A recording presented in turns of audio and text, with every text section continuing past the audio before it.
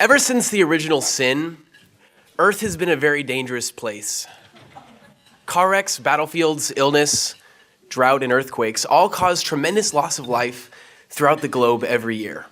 Adults strive to protect their children and keep them out of harm's way by mandating the use of seatbelts, by immunizing against disease, and using other such forms of protection. Obviously, children must be protected, for they're helpless, and they're the ones that will stand in the gap and bear the responsibilities of the next generation.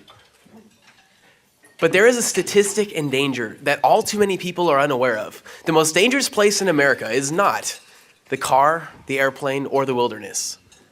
Sadly, it is the mother's womb, a place of intended growth, nurturing, and warmth. The right to life that is so important to all people is for some reason disregarded at the time when it must be protected the most. Abortion has been called the scourge of America, and rightly so. It has taken the life of over 50 million unborn children since Roe v. Wade. And what I would like to do today is take an in-depth look at abortion, specifically looking at the emotions of the man and woman involved. I would then objectively like to look at the issue and explain what I personally feel that we can do about it. I am a high school senior, and every day I think about all the great things that I will do as an adult. While applying for colleges and planning my career, I become very excited and I look forward to making a difference. But I also feel an enormous and extreme amount of pressure, and that is pressure to not mess up. I have no doubt that many teens just starting out on their journey have this same feeling. Parents, peers, and teachers are all looking for a result that validates their investment in me. But then imagine that suddenly all is compromised. Imagine that a promising young woman becomes pregnant outside of wedlock. I cannot imagine, obviously, the feelings of guilt, fear, and frustration that must be running through her mind. She is looking for a solution.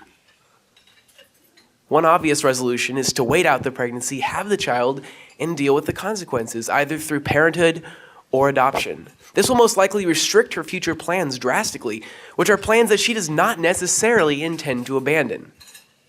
So what can she do that will make all this problematic heartache go away?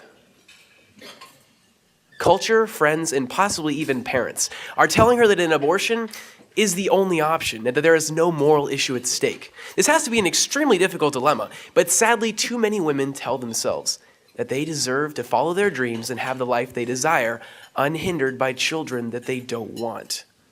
So they cave into cultural pressure and concede to abortion. Objectively, I know that I have thought, how could they possibly do such a thing, especially knowing that there's a new life growing inside of them? But the simple fact that 50 million abortions have been performed over the last 4 decades just goes to show the enormous amount of pressure they must be facing. In her book Unplanned, Abby Johnson, a former Planned Parenthood clinic director, relates to this exact circumstance. Mrs. Johnson came from a Christian background. However, she never made a conscious decision about her beliefs on abortion. She simply never thought she would be faced with such a decision.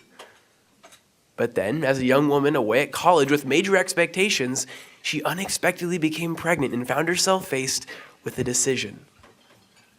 Sadly, under the stress and pressure of the situation, she made the culturally correct option and aborted, which is an unalterable decision that she has later regretted. On the same note, the father of the child faces the same emotions, but in a different way. Not having the feeling of new life growing inside of him, he can simply choose to ignore the situation or flee it altogether. And sadly, too many do just that and abandon the mother at the most vulnerable point, both physically and emotionally. So, proactively, we must raise awareness and encourage individuals to discover their beliefs on this topic. Do I understand all of the emotions that someone going through such a decision experiences? No, I have absolutely no idea. But what I do know is that people should decide how they feel about abortion before they're confronted with the problem. Without predetermined convictions one way or another, every day young women are making the wrong decision and aborting. So like I said, we must raise awareness and encourage individuals to discover their personal beliefs. The preciousness of life is so important, Share it with those around you. Life must be resurrected in today's culture. The fact that Americans take the life of over 3,700 unborn children every day should be horrifying to us. But our response cannot be one of anger and judgment. We must come alongside others and love them where they are. And then we can share the vital truth that life is precious and cannot be compromised by bad decisions, inconvenience, and cultural solutions.